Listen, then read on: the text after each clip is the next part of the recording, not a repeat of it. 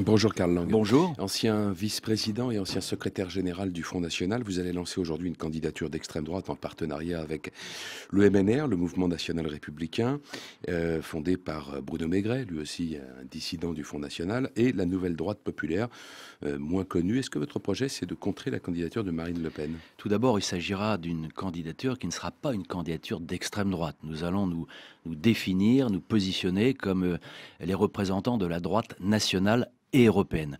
Donc, Droite nationale, c'est exactement les termes qu'emploie Marine Le Pen. non, pas du tout. Madame Le Pen s'est définie très récemment comme n'étant ni à droite ni à gauche, et dit-elle, sur les questions sociales, elle serait plus à gauche qu'Obama. Donc je dois dire que là, il me reste un grand espace politique sur toutes ces questions-là. Donc je serai le seul à défendre une ligne de droite nationale européenne, car je crois en effet que les enjeux de ce siècle sont considérables et ne peuvent pas être résolus au niveau strictement national, qu'il s'agisse des problèmes d'économie, qu'il s'agisse des problèmes de finances internationales, de démographie, d'immigration, de défense culturelle. Je crois qu'on ne peut pas aujourd'hui, dans l'intérêt national du peuple français, dissocier la France de l'Europe. Donc je crois à une Europe des nations souveraines et des peuples libres, mais je pense que la réponse doit être donc nationale et européenne, dans un grand projet de reconquête, et ce dans tous les domaines. Ça n'est pas parce que vous ne vous reconnaissez plus dans le Front National de Marine Le Pen que vous souhaitez mettre en place cette candidature? D'une certaine manière, oui, puisque finalement, moi, je remplis les vides, si j'ose dire. Et donc, à partir du moment où Madame Le Pen, évidemment, ne représente plus mes idées et celles de mes amis, eh bien, il est tout à fait naturel et voire nécessaire de pouvoir faire connaître au pays qu'il existe une nouvelle force politique, une nouvelle droite nationale, qui soit en prise avec les réalités du moment et qui soit, elle, me semble-t-il, moderne et crédible. Qu'est-ce qui vous dérange aujourd'hui dans le Front National tel qu'il est? Est-ce qu'il n'est plus assez à droite à vos yeux? Non, le Front National, me semble-t-il, de Madame Le Pen, a deux défauts principaux. Le premier défaut est lié à son incapacité personnelle à rassembler. Je pense que, contrairement à son père, qui durant les années Le Front 80 National n'a jamais été aussi haut dans les sondages. avait fait une démarche de rassemblement des Français, Madame Le Pen s'isole totalement et ne s'entoure que d'une cour à son service. Bon. Deuxièmement, je crois qu'il y a des erreurs fondamentales d'analyse, n'est-ce pas? Lorsque j'entends Madame Le Pen dire qu'il faut maintenir les 35 heures, qu'il faut ne pas toucher à la retraite à 60 ans, qu'on ne touche pas à l'ISF, je crois qu'on est dans un discours de démagogie électoraliste et je pense que les Français ont besoin d'autre chose que simplement un discours de dénonciation, de démagogie et de protestation. Je crois qu'il faut dire la vérité aux Français et je pense que ça n'est pas en courant toujours plus vers l'alignement, vers les idées de gauche, eh bien que l'on va résoudre les problèmes. Moi, je pense qu'il y a des réponses, encore une fois, qui sont des réponses nationales et européennes de reconquête. Et dans le domaine économique, je dois dire que, à titre personnel,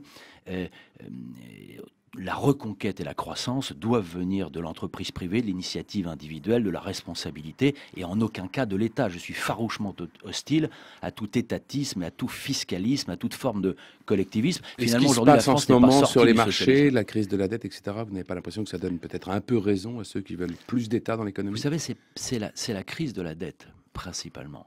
Et on essaie aussi de nous dire que ce serait la crise de la monnaie unique. Mais avant d'être la crise de la monnaie, c'est la crise de la dette. C'est la crise d'un certain nombre de pays au sein de la zone euro. Concernant cette question monétaire, il y a deux options. Soit l'euro disparaît dans sa globalité et la zone euro explose. Première option, auquel cas il y aura une phase de chaos généralisé, de crise financière, mais finalement on redistribuera les cartes. Mais en aucun cas, tant que l'euro existe, dans l'état actuel des finances publiques, la France ne doit sortir de la zone euro. Cela aurait des effets dramatiques sur la dette publique, sur le coût des importations, sur le niveau de vie français, et cela produirait immédiatement un sauf-qui-peut monétaire, chacun cherchant à mettre ses euros à l'abri. Donc je pense qu'il n'y a pas de réponse monétaire, il y a une réponse politique, économique et commerciale, et je crois, moi, aux fonctions de la régulation commerciale. Je crois qu'il faut reconquérir le marché national européen d'abord. Karl Lang, vous dénoncez le laïcisme de Marine Le Pen. Qu'est-ce que ça veut dire? Vous êtes contre la laïcité? Je considère que face au processus politique et historique de colonisation de la France et de l'Europe. Cette colonisation, elle est totale, elle est financière, on l'a vu, elle est commerciale, mais elle est aussi migratoire et culturelle. Je crois que face au... Juste colonisation financière, c'est-à-dire, vous pouvez préciser? Oui, ben, par exemple, tout simplement, les 2 tiers de la dette publique française ne sont pas des dettes domestiques, c'est-à-dire ce sont des dettes que nous avons à l'égard de puissances d'argent qui ne sont pas nationales. Donc ça, c'est une forme de colonisation financière.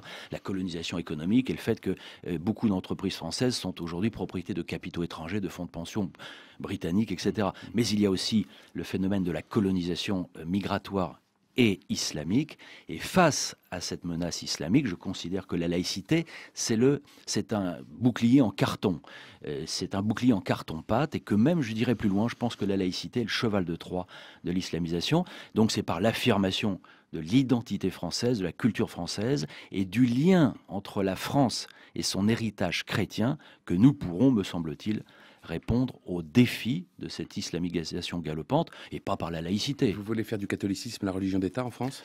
Non, je souhaite que la France, en respectant son histoire et le baptême de Clovis, puisse retrouver un lien prioritaire, privilégié entre l'État et l'Église catholique.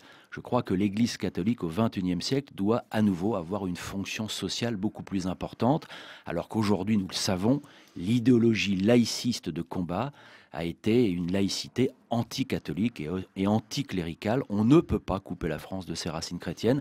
Et je pense que dans le défi identitaire de ce siècle, au moment où les peuples ne savent plus qui ils sont et d'où ils viennent, quelle est leur histoire et leur mémoire, nous devons réaffirmer l'héritage catholique français. Et comment on fait pour établir ce lien privilégié? C'est à la discrétion du chef de l'État? Je crois que, puisqu'on parle d'un certain nombre d'autorités morales, eh bien, il faut, à tous les échelons de la société, à nouveau favoriser ce lien entre l'Église catholique et les représentations de la République, que ce soit au niveau... Et ça doit se faire aux dépens des autres religions? Pas aux dépens des autres religions, mais la France étant une terre chrétienne et d'héritage catholique, il va tout naturellement de soi que le lien prioritaire entre l'État et la religion doit se faire par le biais de l'Église catholique. Est-ce que vous pensez que vous allez obtenir les 500 signatures? C'est pas gagné, ça. Vous savez, en 2007, il y a eu 3 candidats d'extrême gauche, 3 candidats trotskistes à l'élection présidentielle. Mais là, est en 2012. Il serait bien donc... Enfin, pas encore, mais enfin presque. Il serait bien, pour 2012, il serait bien anormal que le seul candidat qui s'affiche comme étant de droite nationale ne puisse pas être représenté pour défendre ses idées. Ce rassemblement donc de 3 partis, le vôtre, le MNR et le NDP, candidature annoncée tout à l'heure, c'est vous-même qui serez le candidat? Oui, je porterai les couleurs de ce rassemblement. Il s'agit aussi pour nous de participer à la refondation de la droite nationale française et à mettre en place une nouvelle dynamique, de nouvelles perspectives, une nouvelle image, un nouveau mouvement. Et vous êtes sûr de la fiabilité de vos alliés? Oui, je crois que tous ceux qui s'engagent à mes côtés sont des hommes et des femmes de conviction, sinon ils ne seraient pas là. Merci Karl Lang, bonne journée. Merci à vous.